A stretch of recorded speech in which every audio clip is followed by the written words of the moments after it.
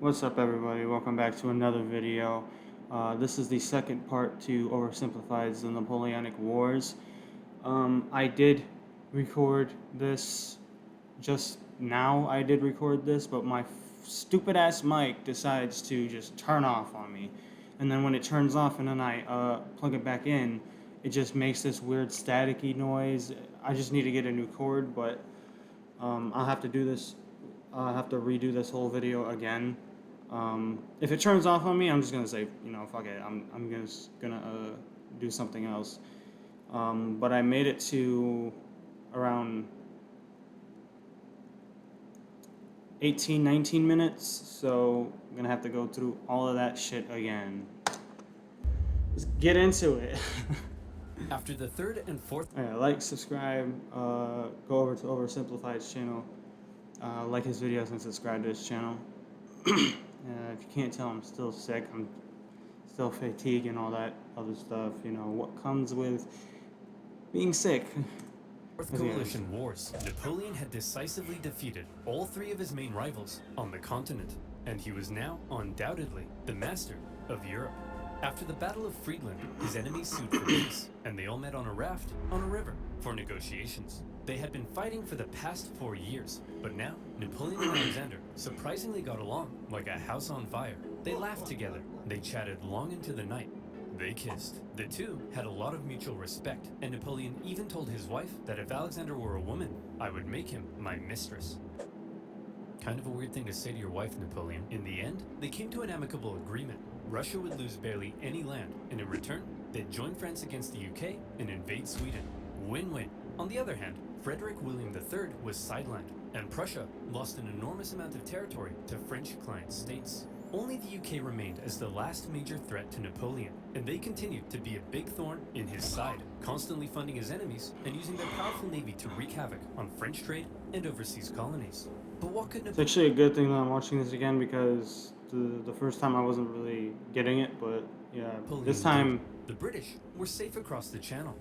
Well, he said, if I can't fight you with guns, I'll fight you with money. Earlier in 1806, Napoleon had announced the Continental System, a total shutoff of the UK from continental trade. No one in Europe was to trade with Britain, and Napoleon hoped that by hitting their economy, he could force them to negotiate. The British economy did take a hit, and they responded in their typical fashion, by going to Copenhagen and blowing a bunch of stuff up. But in general, the British managed to stay afloat by simply increasing their trade with other parts of the world. Many neutral countries found themselves stuck between a rock and a hard place as the two European superpowers demanded they cease trade with the enemy. Hey America, you better not trade with the French or else I'll come burn down the White House. What? This is gonna wreck my economy. I need to start saving money. How the heck am I gonna start saving money? Yeah, that's right, you know where this is going. Do you like shopping in store? Of course not. Then you'd have to get up and use your legs. Gross. Bruh. Continental blockade and blowing up Copenhagen. Sick of being blown up for doing almost nothing and under significant pressure from Napoleon, the Danish officially sided with France. But Napoleon's blockade had the biggest effect on continental Europe, who were now cut off from a major trading partner, one that controlled the seas and held a rich, growing empire. And a lot of countries didn't fully comply. Portugal, a traditional British ally, refused to take part. No problem. Napoleon sent an army and invaded. But it wasn't just Portugal. Many of Napoleon's allies were also suspect. Your Majesty, it seems that Spain isn't properly enforcing your blockade. Spain? Why not? Well, it appears they've been trying to find a way out of being your ally since they lost their fleet at Trafalgar. What is with these people? It's almost like everyone's only pretending to be my ally because they know otherwise I'd beat them up. Do I even have any real friends? Are you my friend Pierre? Say yes or I'll slap you. Napoleon had come to mistrust his ally to the south, and in particular, Napoleon thought the Spanish royal family were an incompetent mess. Alright, Carlos, you've got to get it together. How can I trust you when all you do is go hunting? Meanwhile, you let this ambitious nobody who dislikes me run the country, and you seem to be the only person in the universe who doesn't realize he's boinking your wife. And what's worse... Who the heck are you? I'm the king's son. I just overthrew my dad. So, actually, now I'm the king. You people are the biggest cluster of shameless, narcissistic idiots and all around just the worst people I've ever met. Here, have a Kid's Choice Award. French forces, many having conveniently already entered Spain to invade Portugal, occupied Spanish forts, and Napoleon invited the Spanish royals to France to help mediate their differences. All right, we're here with the royal family of Spain. So, Fernando, you've been accused of plotting against your father and vying for the Spanish throne. What do you have to say for yourself? Well, Napoleon, I just think great. Well, I've got the test results right here. Fernando, in the case of the Spanish throne, you are not the king. And Carlos, you are also not the king. I'm the king! Actually, Napoleon made his brother the king, but for all intents and purposes, Spain was now his puppet. He expected the Spanish people to be over the moon at the removal of their unpopular royal family. Imagine his surprise when it turned out that people don't really like to be subjugated by a foreign power, least of all one who had previously attacked the Catholic Church. And so the people of Spain revolted. Brutal fighting broke out as bands of armed Spaniards ambushed French troops across the kingdom, and vicious atrocities were committed on both sides. In addition to fighting the regular Spanish and Portuguese forces, the French had to contend with tens of thousands of guerrilla fighters throughout the Spanish countryside. The British even took the opportunity to land an army led by the future Duke of Wellington. And now, British forces were defeating French ones on land. Napoleon briefly went to Spain in person, and he did drive back the Allied armies, but before long, his attention was needed elsewhere. The whole thing became a nightmare for the Emperor. He excelled at traditional warfare, but this was something more akin to Napoleon's Vietnam. The whole conflict would keep hundreds of thousands of French soldiers and resources bogged down for years. Napoleon was never able to break the will of the Spanish people, and this problem weakened his position in Europe. Hey, Francis, want to go to war with Napoleon again? Oh, I don't know, Britain. He's already whumped me 3 times. I'll give you £1 bazillion. Well, okay. Seeing that Napoleon was now caught up in Spain, and with some British funding, Austria decided maybe, just maybe, this time, they'd have a chance. So did they? No. Napoleon defeated them in just 4 months. It was quick, but it wasn't exactly easy. The Austrians had been watching Napoleon and learning, and they had made some reforms, while Napoleon, after years of war, was increasingly having to rely on inexperienced conscripts. So this time, the Austrians gave him a run for his money. The Fifth Coalition saw some of the bloodiest battles to date, including Napoleon's first major defeat, and when he did finally defeat the Austrians at the Battle of Wagram, it was a very costly victory. Still, Napoleon had yet again kicked Francis's butt, and as part of the peace terms, Austria lost a bunch more land. Not long after, however, Napoleon and Francis came to another agreement. It was decided that Napoleon would marry Francis's young daughter. But wait, doesn't Napoleon already have a wife? Well, yes, he did. Josephine and Napoleon had become quite fond of one another, but now that Napoleon was playing the monarch game, he needed a male heir, and his aging wife wasn't giving him one. So it was out with the old and in with the new. At least he didn't behead anyone. For Austria, they felt that if Napoleon was going to keep on winning, they may as well be on his side. So through the marriage, Napoleon got an alliance with Austria and a beautiful baby potato. Between the failing blockade against Britain, the ongoing war in Spain, and now his recent struggles in Austria, cracks in Napoleon's invincibility were beginning to show. But still, look at this map. So blue, so beautiful. Even Sweden, after being pulverized by Russia, overthrew their king, and after an interesting chain of events, ended up putting one of Napoleon's own marshals in charge. Marshal Bernadotte took the name Karl Johan and became Crown Prince of Sweden, after agreeing to join Napoleon's continental system. For now, Sweden was Team France. Napoleon was on top of the world. He had won an endless string of victories. All he had to do now was sit back and not make any major miscalculations that could come. They're only allies with him because they don't know how to be good generals. That's basically what I'm getting the from tide it. of war. So let's see what comes next. France's alliance with Russia was a terrifying prospect. Together, the two could have been unstoppable, but unfortunately, the alliance didn't last. The Russians felt they weren't getting a fair deal. Napoleon's Duchy of Warsaw right on their doorstep was a bit of an insult, and then their economy began to tank because of Napoleon's British blockade. And eventually, they began to open up trade. Your Majesty, it seems Alexander is no longer abiding by the continental system and has begun trading with the British. Alexander? But he kissed me.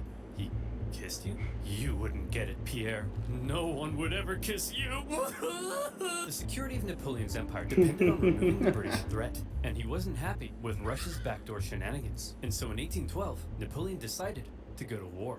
He gathered together the most massive army Europe had ever seen, made up of troops from every corner of his empire, and he prepared to invade. Okay, it looks like Napoleon's coming for us. Generals, I need ideas. We could stand and fight. No, that's stupid. You're stupid. We could run away. You're a star. You'll remember Napoleon's tactics relied on astonishing speed to outmaneuver his enemy and force a quick, decisive battle. Well, I've got 2 words for you. Scorched earth. If his opponent retreated while scorching the earth, his men couldn't live off the land. And if his men couldn't live off the land, he needed his supply trains. And if he needed his supply trains, he couldn't move quickly. And if he couldn't move quickly, he couldn't outmaneuver his enemy. And if he couldn't outmaneuver his enemy, I think you get the point. Napoleon launched his invasion and hoped for a quick battle, but all he could do was try to catch the retreating Russians while moving deeper and deeper into hostile territory. As he went, the horribly hot summer devastated his army. His men died of heat, exhaustion, and disease. Supplies began to run out, and his men began to starve. Many deserted, and still the Russians continued to retreat. Numerous times Napoleon considered turning back, but that little voice in his head kept on telling him, keep going, just a little further. And don't worry, you're definitely average height for the time. He nearly caught the Russians at Smolensk, but it was his birthday, so he had a party instead. When he finally reached Moscow, he predicted the Russians wouldn't be willing to give up such a historic and holy city without a fight. And he was right. The Russians finally turned to face him for the single deadliest day of the Napoleonic Wars, the Battle of Borodino. The Russians fought valiantly, and as he got older, Napoleon's battle tactics seemed to become a little less refined and a little more run straight at the enemy, try not to die. He launched a full frontal assault at the Russian defenses, and as a result, the death toll was colossal. The Russians eventually decided to retreat, leaving Moscow to fall into Napoleon's hands. Quick, the French are taking the city. Release all these prisoners immediately, and tell them to burn it to the ground! Well, well, Jimmy the Arsonist, you are not going to believe your luck. Moscow went up in flames, and as Napoleon entered, it became very clear his army wouldn't be able to stay there very long. But he had just defeated the Russian army and taken their most beloved city. In his mind, he had won. So he sent Tsar Alexander in St. Petersburg a letter. Your Imperial Majesty, Napoleon requests your surrender. How shall I respond? You shan't, Dmitri. Ever? Ever. But, Your Majesty, it will be winter soon. The French forces are stuck 500 miles into Russian territory with dwindling supplies. If we don't say anything, well, then they'll all die. Oh! After waiting for a response for about a month, the first snow of winter began to fall, and Napoleon sensed the catastrophe that was about to unfold. He decided their only choice now was to get out. And that's when it happened. It got cold. Stupid cold. His glorious invasion had just become a race for survival as the Doesn't it get into the negatives in Russia when it's winter? Russians realized the French were fleeing for their lives. They began to close in on their supply line. Men froze to death, their horses as well. There was starvation and disease. The injured and dying could only be left by the side of the road as it was too slow to try to carry them. And all along the way, the dreaded Russian Cossacks stalked the bleeding French army and every now and then swept in for a quick attack. Napoleon, fearing capture, kept a vial of poison around his neck. At one point, the Russian armies nearly trapped him against the Berezina River, but a little Napoleon cleverness gave him the old Geoffrey juke, tricking them into thinking he was going south and then escaping across rapidly built pontoon bridges to the north. When the Russians realized where he was and began to close in, the French burned the bridges before everyone could cross. Hundreds drowned, and thousands were captured. At this point, Napoleon got wind of plots against him forming in Paris, so he abandoned his men and went back to France. The remaining French stragglers made it across the border. It's been estimated over 600,000 men went into Russia. Less than 100,000 returned. Napoleon was now in a very So, about 500,000 people either died or said, fuck this, I'm out. precarious situation. His army had just been obliterated, and the other European leaders smelled blood. Here was an opportunity to take advantage of a weakened Napoleon, regain territory and influence, and liberate Europe from his dirty French paws. And so, they began to turn. Prussia soon broke their alliance and switched sides, while Austria declared neutrality. Even Sweden, led by one of Napoleon's old marshals, joined the Allies, partly due to Napoleon's earlier invasion of Swedish Pomerania. The War of the Sixth Coalition had begun. The coalition forces had been reforming their armies, and they were now much better. And the UK had also significantly amped up its financial aid to its continental allies. Their armies quickly advanced through Poland and into Germany. In Paris, Napoleon was understandably freaking out. He needed to put together a new army fast, and he called up over 100,000 new conscripts, mostly teenagers. He also put his factories into overdrive, and he was like, you, make more rifles. You, build new cannons. You, make more horses. I don't make horses. Then who makes horses? Horses make horses. Explain how? Well, when a daddy horse and a mommy horse love each other very much. Yes, go on. Well, then the daddy horse... I'm sorry, Napoleon. You're 43. I thought you'd know this stuff. Don't touch me. I'm gonna be sick. As it turned out, Napoleon's lack of horses would take the biggest toll on his army, since his tactics were Bro, the fucking horse though. speed, maneuverability, and destruction. When he took the fight to the Allies in 1813, he did defeat them and sent them running. But lacking cavalry, he was unable to effectively pursue and destroy. He needed horses. For the Allies, being defeated in battle by a man whose army was now full of inexperienced conscripts was concerning. So both sides were like, hold up, time out. The Allies were somewhat cornered, and had Napoleon kept going, it's possible he could have won. But instead he agreed to a brief truce with the Austrians mediating between the two sides. When Austria demanded Napoleon make major concessions, Napoleon told them to shove it. Having had their terms rejected, Austria felt now they were justified in saying, well, we tried, and they joined the coalition. Okay everyone, look at us. The boys are back together. But Napoleon is still dangerous, so we need a plan. Any ideas? Ooh, I know. No, forget it. That's stupid. Oh, no. I'm getting close to the... I've got it! When what? We're getting close to where I actually left off. I think it was after this, like around here is where he approaches, I was. we run away. Genius. He's a genius. The plan was as follows. Wherever Napoleon advanced, whoever he advanced on would avoid battle, allowing the others to sweep in from the sides and attack the French marshals guarding his flanks. Essentially, the plan was, don't try to fight Napoleon. And this plan worked tremendously. The Allies scored a number of victories that saw Napoleon move back to the city of Leipzig, where he would make one last major stand as the Allied armies converged in on him from all sides. The stage was set for the biggest and bloodiest battle of the Napoleonic Wars, the Battle of Leipzig. Almost 500,000 troops from over a dozen nations stretched across the battlefield. The French found themselves fighting on all sides for 4 days against the Austrians, Prussians, Swedes, and Russians. It's no wonder this battle is also sometimes referred to as the Battle of the Nations. The French fought ferociously, but ultimately were no match for the coordinated efforts of... So all of these nations, Austria, Russia, and Prussia, even Sweden, fought the coalition. French, but at one point, in the midst of we're battle, holding their Saxon ground. troops allied with the French had a team huddle and were like, hey guys, I'm pretty sure the French are losing. Let's switch sides. And so they did. When it became clear that Napoleon couldn't win, he ordered a retreat across the only bridge over the river. The Allies swarmed into the city, and desperate fighting raged in the streets. Okay, Corporal, after everyone has crossed the river, I need you to blow up the bridge. Okay? Not before everyone's crossed, after. You got that? Yes, Colonel, I'm not 5. I can comprehend time. Good. Wait, did he say before or after? Well, fortune favors the bold. The bridge was blown early, and 30,000 French troops were stranded and captured. A disaster. And with that, the dominoes were beginning to come crashing down on Napoleon. In the south, an army under the British Duke of Wellington had been pushing the French out of Spain for the past few years, and were now crossing into France. Austrian armies had pushed into Italy, while Napoleon's old flamboyant cavalry commander, Murat, who Napoleon had made king of Naples, decided to switch sides. German states, many resentful... Bro, this also is just showing people who you think are friends aren't really your friends.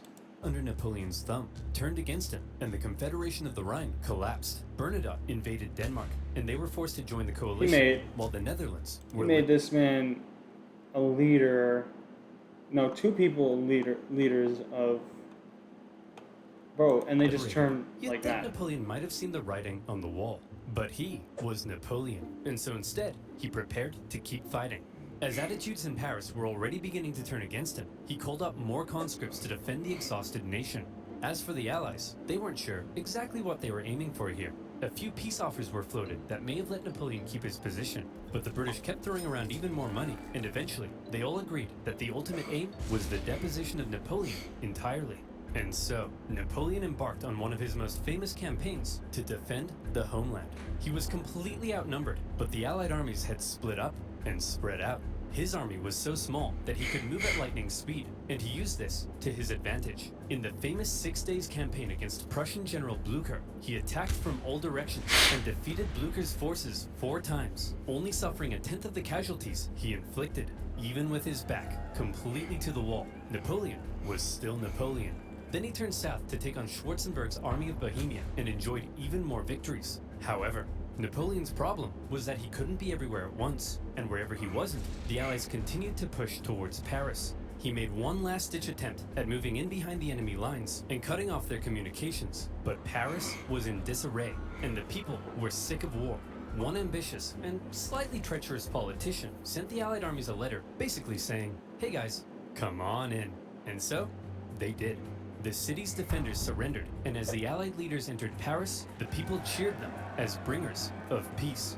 Paris had fallen. Quick, marshals, gather your men. We're gonna launch an assault on Paris. Where are my marshals? They all left and told me to give you this note. Napoleon's marshals had realized what he had. It was over, and they insisted all that was left now, for the good of France, was for him So around here is actually, we already passed abdicate. And without the support of his army, Napoleon had no choice.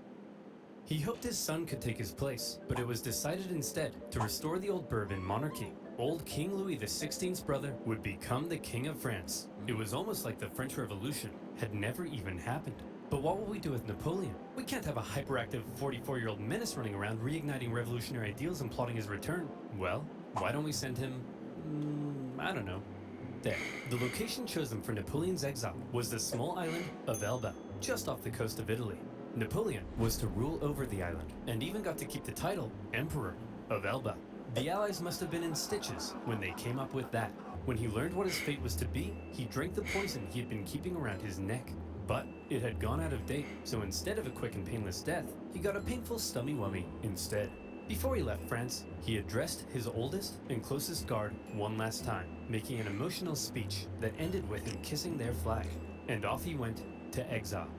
The deal that was given to him was actually quite generous. His family were given titles, he was to receive a state pension from France, and he was able to receive many distinguished visitors, all eager to come and meet the famed emperor. And he ruled over Elba well, improving infrastructure and introducing many legal and social reforms aimed at improving life on the island. Hey Napoleon, just coming in to check on how it's all going. Holy smokes! But it wasn't all good.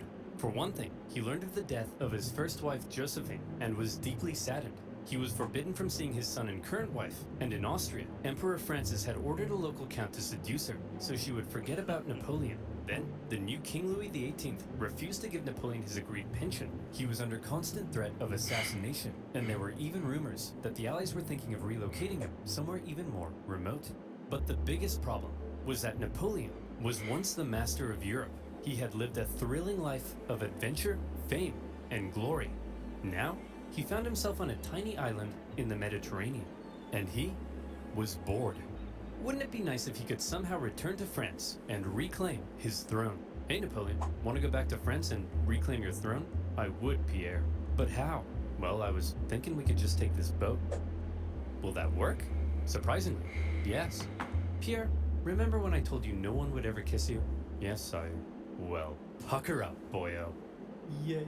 When Napoleon left Elba, it wasn't really the daring escape you might think. He basically had kind of a leaving ceremony, hopped on a ship, and sailed back to France. He brought with him an army of about 1,000 men, and he began his journey to Paris. However, in Paris, there was now a new king, and at first, the people largely accepted him because the last few years of war under Napoleon had brought immense death and economic suffering. That's right, the king is back, baby. Divine right to rule. Don't worry, everyone. I know the economy is kaput, but I and my courtiers will withdraw into this palace, and we will definitely work as hard as we can to fix everything.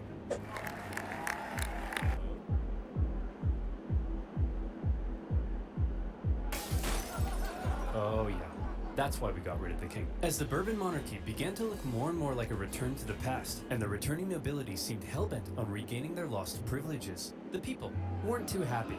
And so, Napoleon hoped that his glorious return would be met with jubilation. In the end, the reaction was a little mixed, but many were happy to see their old emperor. Your Majesty, it seems that Napoleon is back and marching this way with 1,000 men. That guy? No problem. I have hundreds of thousands of men. Send them to arrest him. Your Majesty, it seems the thousands of men we sent to arrest Napoleon have all joined his side. Well, I'm off to Belgium. If you ever need a king again, be sure to let me know. As Napoleon continued his journey, the king had sent battalions of men to stop him, but they largely comprised of Napoleon's old soldiers, many unhappy with King Louis's military reforms. And so, when ordered to arrest him, they simply couldn't do it. In one famous incident, the troops began to cry out, "Long live the Emperor." When Napoleon reached Paris, with King Louis having fled, he entered unopposed to reclaim his throne. Napoleon was back from the dead. Okay everyone, now that we've finally gotten rid of that guy, let's try to make sure something like this can never happen again. What's that doing there? Hey fellow monarchs!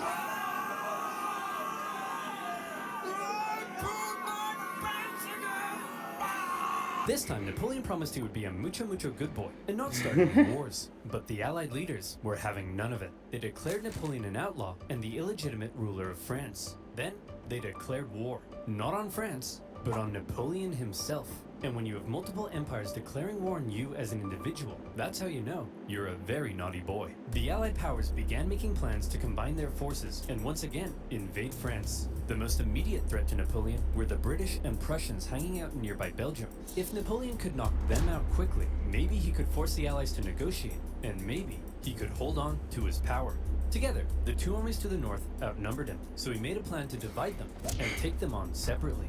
Historians debate how much of a chance Napoleon had here, but this same strategy of dividing and conquering had worked for him multiple times. He marched north with 125,000 men and took on the Allies in a number of initial engagements, defeating the Prussians before turning to take on the British.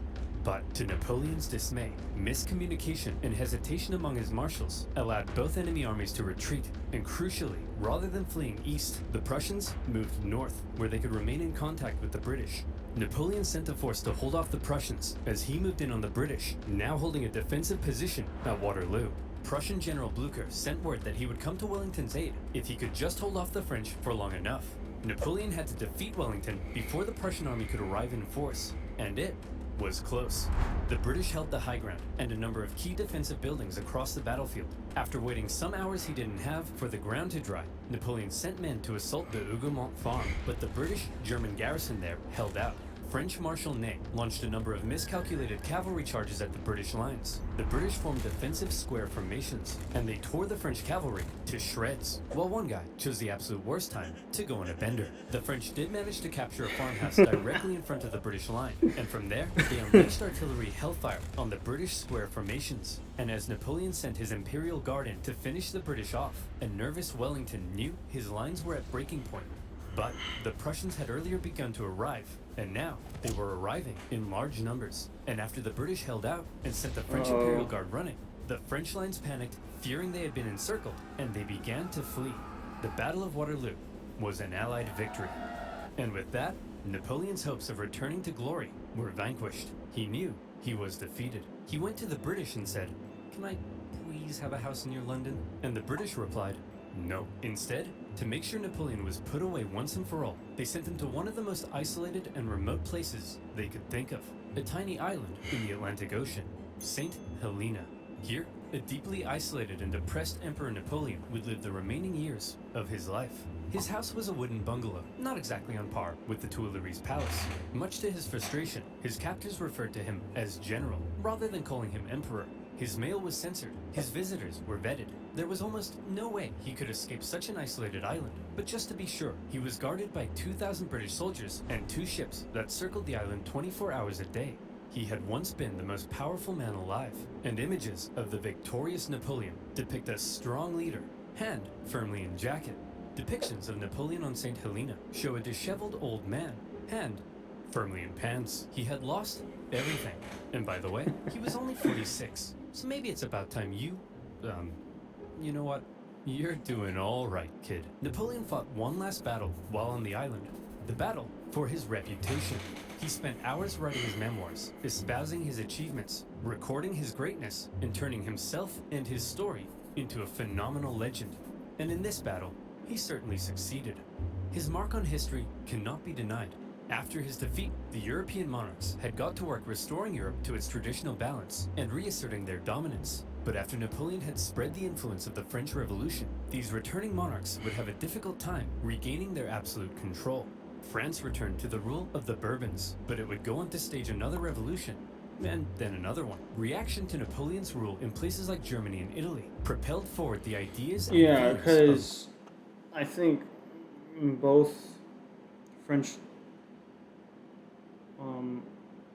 emperors or leaders didn't really care about the civilians. They only care about themselves. Modern unity and nationalism, and his Napoleonic Code still remains the basis of law in various modern countries.